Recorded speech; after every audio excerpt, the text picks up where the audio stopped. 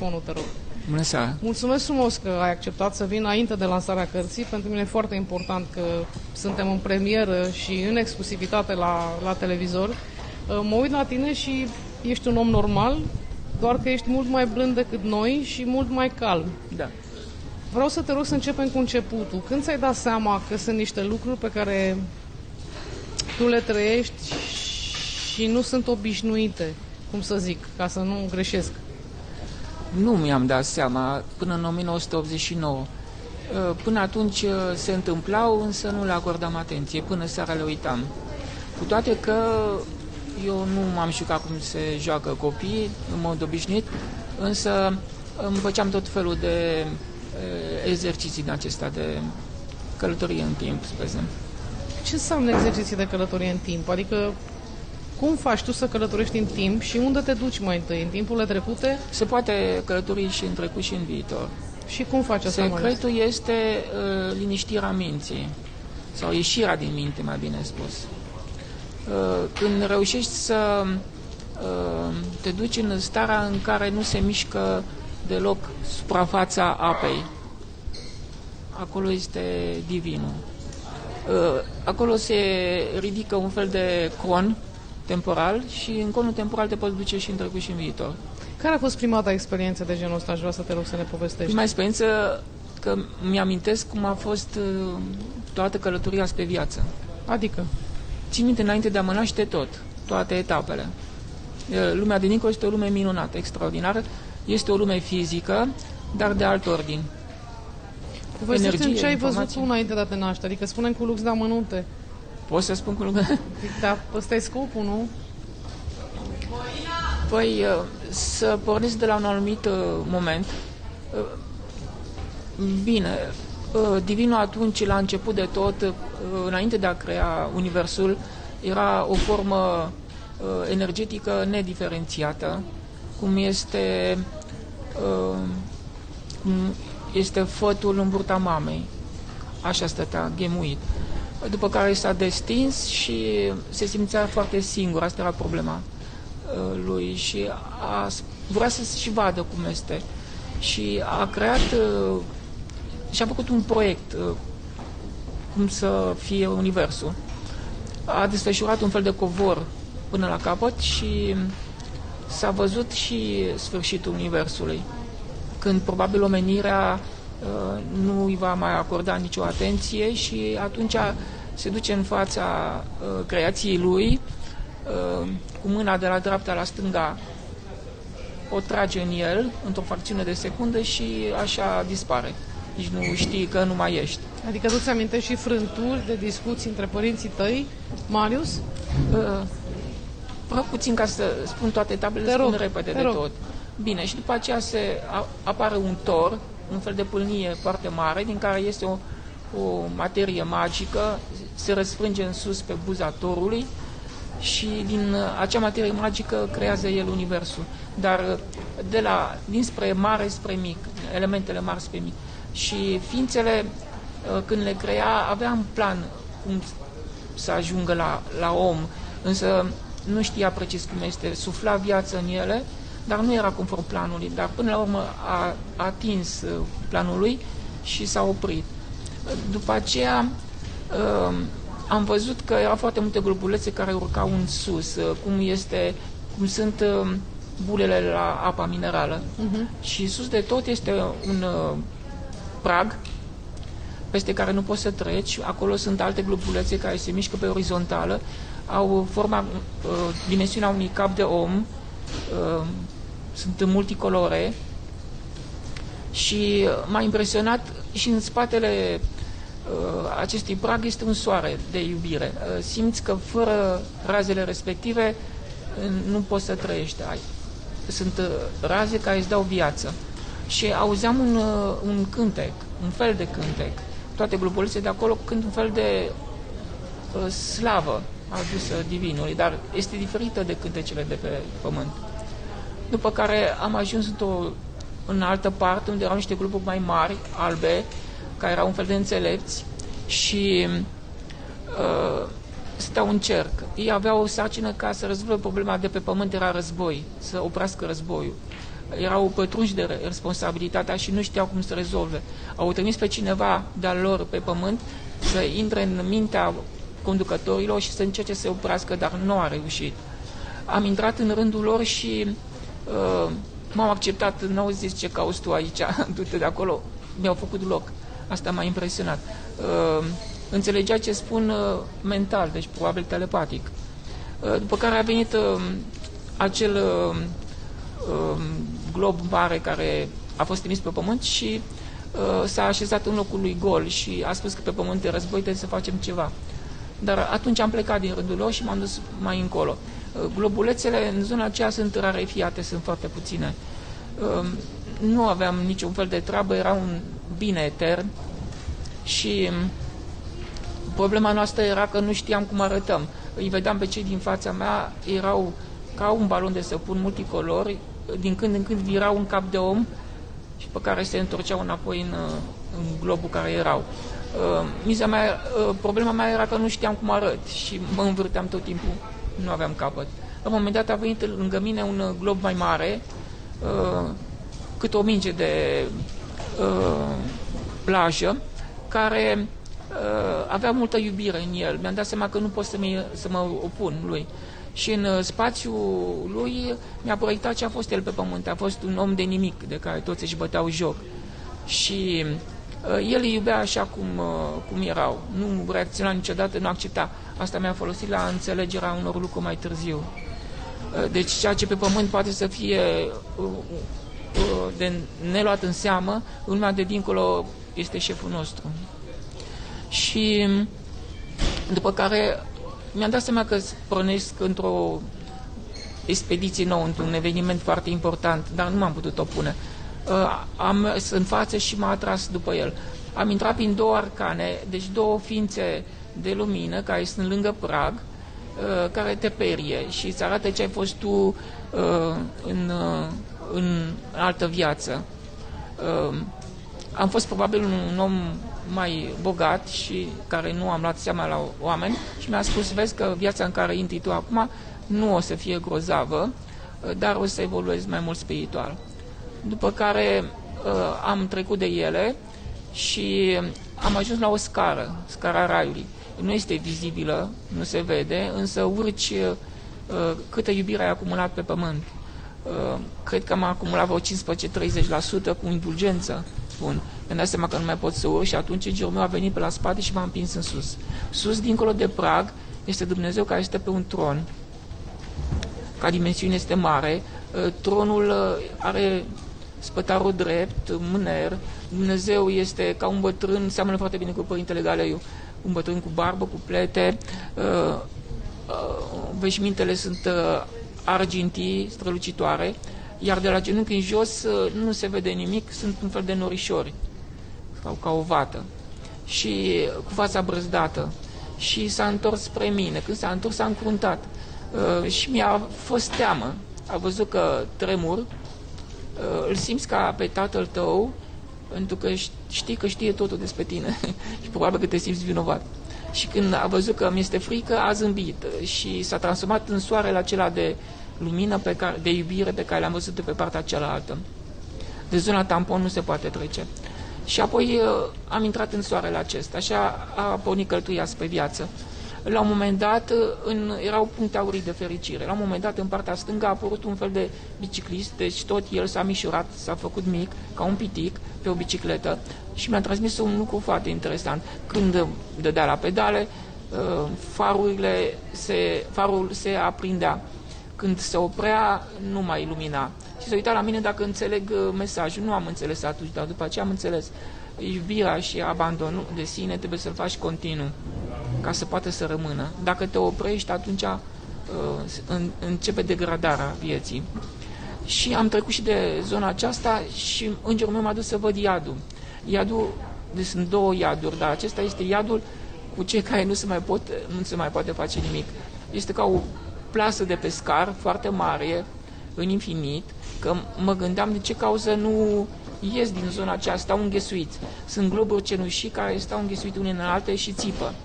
Și m-am apropiat puțin și am văzut pe primul din fața mea ce s-a întâmplat? Era regret, îi lovea regretul, că au fost pe pământ, puteau să dăruiască și nu au dăruit și nu mai știau dacă vreodată vor mai fi trimiși înapoi.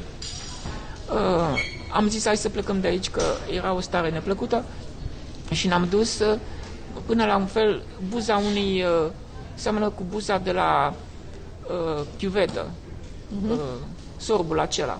Am stat pe marginea lui, era un tunel în jos. Am stat puțin și ne-am aruncat în tunel. Înaintam prin regula burghiului, deci o lume fizică, de la stânga la dreapta, și ne înșurbam. Până la jumătatea distanței n-am simțit greutate la înaintare, dar după jumătatea distanței înaintam mai greu. Atunci i-am spus lui Dumnezeu, pentru că păstrez contactul cu El tot timpul. Dă-mi, Doamne, greutăți cât de mari poți. Dar mi-am dat seama că putea să-mi dea greutăți mai mari decât pot să duc. Și repede i-am spus, ca să nu rămână așa nap de păr, dar nu mai mari decât pot să duc.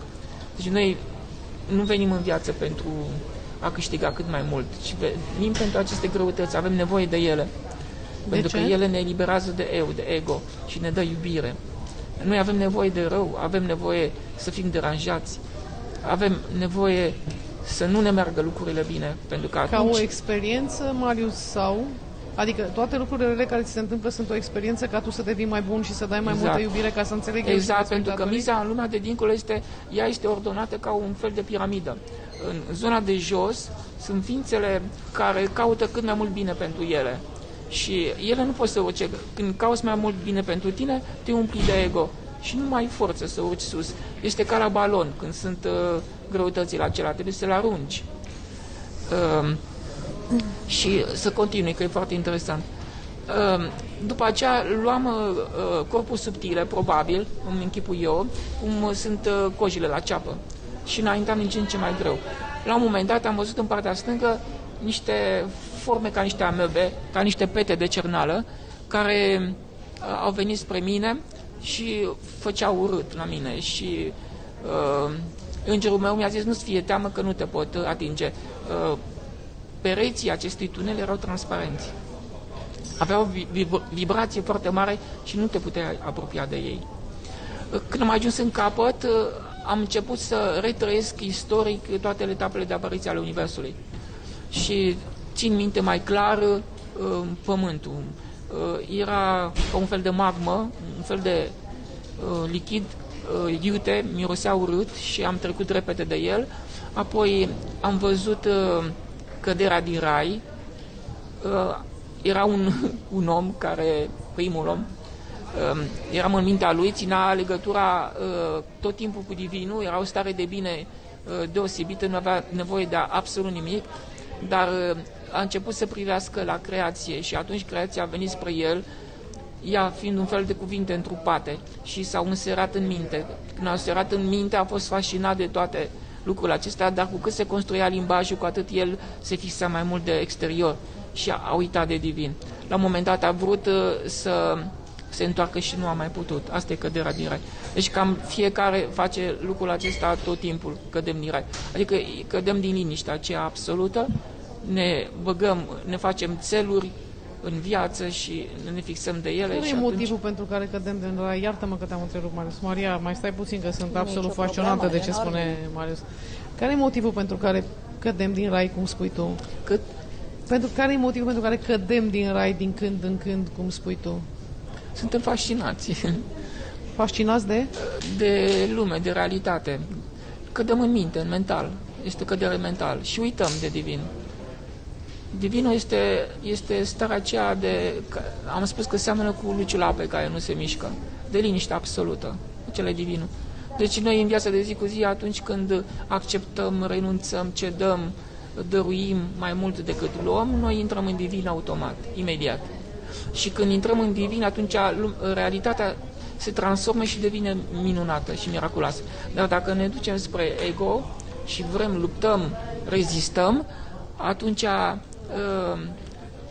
începe să ni se opună și întâmpinăm greutăți în viață. Deci tot lucru trebuie să urmărim mereu să nu vrem mai mult. Acest ego este cel care distruge miracolul. Nimic mai mult decât avem. Nimic mai mult decât ne trebuie. Păi și cum știm ce ne trebuie? Că sunt oameni care știu măsurile, alți oameni care nu știu măsurile. Maria, poți să intervii oricând. Trebuie să te oprești. Să te oprești când simți că nu mai ai nevoie de mai mult. Ca la mâncare. Când mănânci, nu mănânci până la capăt, până te saturi. Te oprești pe la jumătate. Asta înseamnă că tu evoluezi în momentul ăla spiritual. Energia care se pierde pe lume, că se pierde energia, se duce înapoi și hrănește sufletul. Noi când căutăm viața, noi pierdem viața. Pentru că lucrurile din lume ne ia din energia divină. Nu ne dă. Lumea nu ne dă absolut nimic. Pentru că nu este de felul sufletului nostru. Sufletul este o energie foarte înaltă. Nu e de felul. Lumea nu ne poate da nimic. Noi așteptăm de la ea să ne facă fericiți, dar lumea nu ne poate face fericiți. Ea ne iubește dacă poate, dacă nu poate, nu ne iubește. Deci așteptăm degeaba ceva de la ea. Nu e nevoie să așteptăm nimic. Pentru că nu e de felul sufletului. Sufletul este o energie foarte înaltă. Noi ne încărcăm cu energie numai când dăruim. Dar când luăm mai mult decât ne trebuie, pierdem energie și viață. Pierdem sănătate. Când apare, spre exemplu, o boală, este momentul în care noi am luat prea mult ego și ne-am încărcat cu el. Atunci miracolul l-am dat afară. Și el nu mai are loc, nu mai are unde să vină. Deci eu mă uit la el și cât se poate de normal, sunt absolut convinsă, cu scuzele de rigoare, Marius, că vor fi tot felul de comentarii absolut răutăcioase și așa mai departe. Tu îl cunoști de foarte mult timp. Tu ai avut ocazia, Maria, să vorbești și cu profesorul Dulcan și profesorul Farcaș. Omul ăsta spune, e ca Luceafărul, știi? Spune lucruri pe înțeles pe care nu le putem pricepe. Explică-ne tu, că îl cunoști mai bine. O să mă întorc la tine, Marius, pentru că vreau să-mi spui și cum arată raiul, vreau să-mi spui și dacă există reîncarnare, vreau să-mi spui de piramidele din Egipt, la care ai fost martor călătorind în timp. Da, Marius este un personaj absolut special și pe mie mi-a mutat mintea din loc atunci când ne-am cunoscut și când mi-a prezentat întâmplările pe care le știe sau pe care și le amintește. L-am investigat pe toate părțile, dacă se poate spune așa, și pentru a scrie prefața cărții pe care o să o lansăm curând, Shangri-La, frumusețea fără marginea divinului. Shangri-La asta sună ciudat, dar dacă o să citiți cartea o să înțelegeți exact ce a vrut Marius să spună cu... Putem să spunem și noi că este lumea de dincolo, este frumusețea nemărginită a lumii divine, în interiorul căreia există nenumărate sau N dimensiuni, cum spune Marius Ghidel. El chiar în cartea aceasta povestește pe larg întâmplările pe care și le amintește, și învățăturile pe care le are în memoria sa. El are o memorie ancestrală mult mai specială și deosebită decât noi. Majoritatea oamenilor au porțile închise către memoria trecutului. Ce spune Marius Ghidel? Spune, sufletul, nu, a spus el puțin mai înainte, are o vibrație foarte înaltă și este nemuritor. El ne vorbește, nu este o persoană care ne spune doar ce se întâmplă după ce noi părăsim această haină, trupul fizic de acum, ci ne spune ce s-a întâmplat înainte de apariția trupului nostru fizic. Asta înseamnă că ne spune că ființa umană vine cu un mesaj foarte, foarte frumos. Ființa umană este nemuritoare. Ființa care suntem noi în interiorul nostru, sufletul nostru și spiritul care este în noi, divinul care este în noi, a fost întotdeauna, este și va fi pentru totdeauna. Suntem nemuritori. Este un mesaj pe care îl au și cumva toate religiile lumii, dar el vine și ne și povestește câte ceva de pe acolo. Profesorul Dan Farcaș a remarcat și avem și în cartea noastră această afirmație minunată a lui, că Marius Ghidel posedă o memorie aparte, o memorie ancestrală absolut specială. Ce ne spune el? Că formele noastre se pot schimba și se schimbă în timpul călătoriei prin univers. Noi suntem ființe divine care au o experiență continuă în univers în diferite forme. Vedeți, spunea el despre niște globulețe, despre niște imagini pe care le luăm într-o altă formă. o formă spirituală, o formă energetică, putem să avem o imagine, să arătăm ca un om, dar să fim doar într-o formă spirituală, sau putem să fim întrupați într-un trup carnal, cum suntem acum, în viața pământească.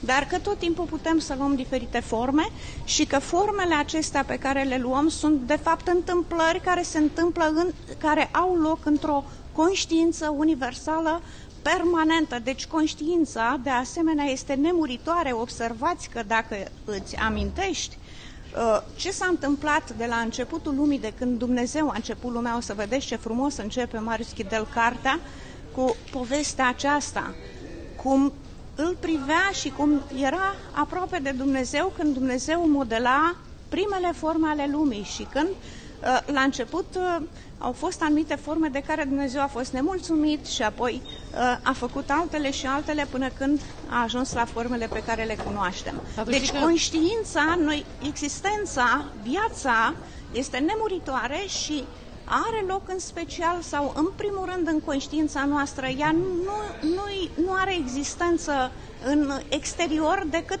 din punct de vedere al formei, nu al spiritului. Spiritul este acolo, continuu, trăiește veșnic. E același fond care îmbracă de fapt alte forme. Asta cred că este o veste minunată pentru toți oamenii care au pierdut ființe dragi și care cred că ele nu mai sunt. Ei bine, Marius Ghidel, poate poți să-l întrebi despre asta. Marius Ghidel poate să spună, să ne vorbească puțin despre ființele care au trecut dincolo și chiar acum când vedeam spre tine în mașină ne spunea, cei de dincolo sunt aproape de noi. Sunt aproape de noi, ei ne văd. Și eu i-am spus, dar nu fără liber arbitru, nu? Noi trebuie să ne gândim la ei, să-i cerem aproape și dacă i-am cerut aproape, ei au și venit. Discutând în alți termeni, există oameni care au făcut, chiar spuneam că este un institut creat de un anume Monro, în care s-au creat tehnici de influențare de acțiune asupra creierului și pur și simplu oamenii ăștia se puteau decorporaliza și călătoreau în spirit. Asta de fapt se cheamă călătorie în spirit. Nu intră în, să spunem, în nota normală a noastră de gândire și lucrurile sunt foarte discutabile. Din acest motiv, cum să spun, îți păstrez o rezervă. Nici nu infirm, nici nu confirm. Atâta pot să spun că există, da, literatură întreagă scrisă pe tema asta. Cine vrea să citească cele două cărți traduse de Monica Mișan la For You, scrise de Monro, în care povestește toată, să spun așa, în ghilimele, aventura lui până anii 50 și ceva. A avut niște convulsii, niște stări foarte anormale și la un dat s-a trezit proiectat deasupra patului, s-a și mirat, a văzut lângă soția lui pe cineva nostim și s-a întrebat cine e omul acela. În sfârșit s-a adumirit după aceea. Omul la vremea aia, erau foarte puține lume informate despre asta, pentru că iată ce discutăm. De ce discutăm așa? Fiindcă nu există în modul comun de a discuta lucrurile astea. Așa a fost și la vremea lui Monro. În anii 50 s-a dus la toți medicii crezând că are ceva în cap, o tumoră. Și unul singur s-a găsit din toată America, ale bine, în toți medicii în America fi întrebate. Dar în orice caz, la medicii care au urmat, i-a întrebat unul singur, a spus, domnule, nu mai umbla degeaba să-ți faci tot felul de analize, pentru că asta s-a întâmplat în Grecia antică, în Egipt, în Tibet, oamenii aceia se decorporalizau și călătoreau în spirit. Deci aceasta este o realitate. Și atunci s-a făcut un institut în care a lucrat foarte mulți oameni de știință și fizicieni și sociologi și în care au dezbătut aceste probleme, le-au studiat medicii. Există chiar un psihiatru care s-a ocupat de lucrul ăsta și dă niște procente din oamenii care se supun la aceste tehnici inventate de ei în Institutul lui Monro, un anume procent reușesc aceste decorporalizări. Asta e tot ce pot eu să spun, că fenomenul ăsta este citat în literatură, i s-a acordat în alte lumi, mai ales în Occident, li s-a acordat destul de mult timp pentru asta. La noi, lumea este neobișnuită, este ca și cu moartea clinică. Foarte mulți dintre cei care au aceste decorporalizări și călătoresc în spirit au experiențe foarte apropiate de experiențele morții clinice. Ei, vreau să vă spun că în Occident lucrul ăsta sunt studiate zeci de mii de cazuri, în Europa foarte puține și Europa este foarte, foarte puțin credibilă când se vorbește despre acest fenomen, sau nu credibil, în sensul că acordă prea puțin credit la toate aceste experiențe. Întotdeauna au fost oameni care au crezut într-o parte sau în alta. Rămânem într-un fel de neutralitate, pentru că atâta vreme cât suntem în condiția fizică aici și nu avem aceste însușiri excepționale de a călători în spirit, cum au alții, ce putem să spunem? Am auzit, am văzut, am citit, poate da, poate nu. Poate că există și o altă dimensiune de univers, eu cred că există, nu numai aceasta fizică, noi ne învârtim într-o lume fizică și lumea fizică este asta care vedem și în consecință acredităm greu că alte imagini ale lumii pot să existe. De aceea lumea, spunem, este mai mult negativistă decât afirmativă. Așa este, Marius? O să te rog să ții microfonul mai aproape și să ne povestești exact ce spunea Maria. Cei care au plecat, pe care îi plângem, pe care îi regretăm, de care ne e dor, am o seamă de fluturica, mă iertați, unde sunt ei? Mai este un plan. Într-una dintre experiențe pe care am avut-o datorită unei picturi, adică prima dată am pictat în ulei, eram pe balcon și la un moment dat mi-a căzut mintea, când, un fel de lapsus. Când cade mintea, sufletul a plecat din trup, a plecat prin vârful capului, s-a făcut ca un crater aici, și a plecat din trup, am plecat cu spatele și a durat 15-30 de secunde prin planul paralel până am ajuns la fluviul de gânduri. Cele două lumi sunt despărțite de un fluviu de gânduri, ca niște săgeți de lumină care zumzuie puternic și se deplasează în direcții contrare. Și am trecut prin el ca și când ai trece printr-o poartă stelară, m-am absorbit după aceea în lumea de dincolo și acolo este spațiul acela de punte aurii de fericire, unde nu ai niciun fel de problemă, nu ai nicio întrebare, te simți întreg și plin și o stare de fericire absolută. Și eram probabil un punct ca și celelalte puncte aurii. La un moment dat am observat că toate punctele acelea vin spre mine și când au venit și s-au strâns în mine, tot infinitul acela, mi-am pierdut conștiința. N-am mai știut de mine. Am stat în starea aceea de extaz și când mi-am revenit, mi-am amintit că eram un copil care picta pe balcon. În clipa respectivă am pornit înapoi, am trecut din nou prin fluviul de gânduri, am văzut Bucureștiul repede așa. După aceea m-a impresionat că când am văzut blocul meu, toți oamenii erau blocați în mișcarea lor și mașinile, nimic nu se mișca. Deci totul este legat de conștiința noastră. Și am intrat prin vârful capului, ia un timp, peste 10 minute, ca sufletul să ia în posesie trupul. Prima dată a deschis ochii, mâna nu o simțeam, am crezut că sunt paralizat. După aceea s-a activat mâna și mi-a căzut pe picior. Când mi-a căzut pe picior, era rece ca și gheața, ca și când a fi fost băgat în congelator. După aceea m-am așteptat să se încălzească și picioarele și primul lucru pe care l-am făcut, m-am dus până în casă la sobă, m-am întors și repede m-am uitat pe balcon dacă oamenii au pornit și toți se mișcau. Deci lumea aceasta este creată, este o proiecție mentală a noastră și că dacă noi nu o proiectăm, ea nu există. Am mai avut o experiență extraordinară, mi se pare cea mai puternică experiență pe care am avut-o eu. Pe la 6 ani, părinții îmi cumpăraseră cărți înainte de a merge la școală și mă uitam pe ele pe poze, nu știam conținutul lor. Și la un moment dat a apărut în fața mea un glob. M-am uitat la el și am observat că îmi proiecta în spațiul lui scene cu mine din trecut. Scenele erau tridimensionale, dar aveau un element în plus, emoție, și te atrage lucrul acesta. Te simți că tu ești acolo și îți vine să te duci să te identifici cu personajul care îl vezi. Deci conștiința este în afara noastră și personalitatea, ego-ul, eu-ul nostru este tot în afara noastră. Noi suntem o ființă pură, continuu pură. Dar de fiecare dată dimineața ne luăm istoria noastră personală ca și când ar pune o mască pe față. Chiar în limba latină, persoană înseamnă mască. Deci ne luăm o mască. Și a încercat cu lucruri plăcute din trecutul meu și nu m-am dus. După aceea a schimbat cu lucruri neplăcute, nu m-am dus nici atunci. Atunci m-am retras puțin mai în spate și din coloana vertebrală a început un huruit, s-a dus în sus și când a ajuns în dreptul ochilor, acolo îndreptam ochii, lucrurile care erau în fața mea dispăreau. În față aveam un perete, cortină de sticlă, eram în cameră, televizor, o noptieră și blocul din față, cerul, și deodată a început să sfârie, așa cum pui uleiul pe tigaie și s-a transformat în punctele acelea aurii de fericire, a dispărut. Deci jumate din cameră a dispărut. În partea stângă, când am dreptat ochii, mi-a dispărut și oglinda și o altă noptieră. În partea dreaptă aveam o vitrină și o masă, mi-a dispărut și aceea. Și mi-a zis să vezi, trebuie să fac tot posibilul să nu-mi cadă ochii pe pardoseală, că rămân și fără pardoseală. Și n-am putut, n-am rezistat, mi-au căzut ochii pe pardoseală, mi-a dispărut și picioarele mele și eram jumate de corp în aer. După care am intrat într-o stare de stas, n-am mai știut de mine. Nu știu cât stăteam în starea aceea.